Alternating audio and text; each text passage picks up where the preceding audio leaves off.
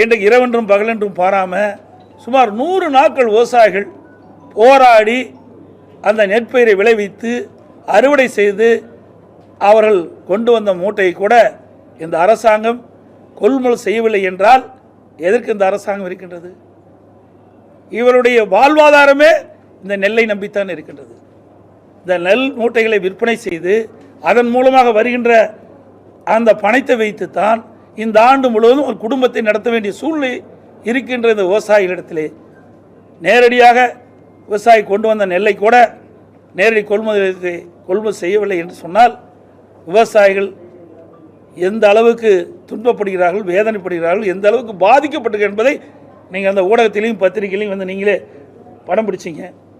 சில பெண்மணி அழுகிறார், நான் நகையெல்லாம் போட்டிருந்தேன், இந்த நகையெல்லாம் அடமானம் வச்சு தான், அதில் இருக்கிற பணத்தை வச்சு தான் நான் வந்து இந்த நெற்பயிரை நடவு செய்து அறுவடை செய்து அந்த நெல்மணி கொண்டாந்து குவிச்சு வச்சுருக்கிறேன்.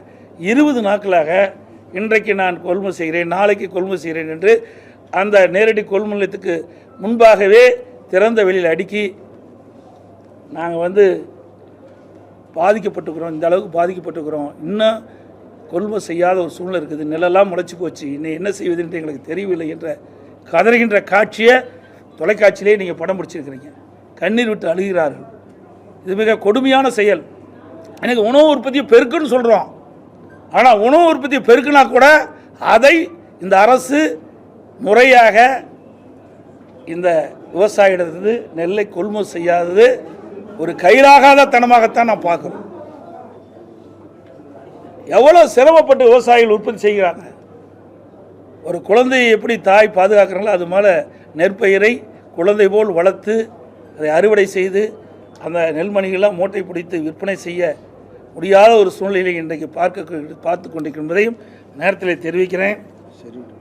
அது மட்டும் இல்லை, செறிவூட்டப்பட்ட அரிசி இன்றைக்கி மத்திய அரசு அனுமதி கிடைக்கல, அதனால தான் நாங்கள் வந்து முழுமையாக கொள்முதல் செய்ய முடியலன்ற ஒரு தவறான கருத்து சொல்லியிருக்கிறாரு.